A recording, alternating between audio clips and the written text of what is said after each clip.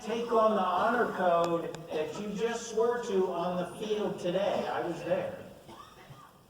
If you can't take on those values of the United States Air Force, and I'm going to talk about those, you don't belong there. Nothing is more foundational to what we expect of you, and nothing is more foundational to what the Air Force expects of our second lieutenants. You must be leaders of character.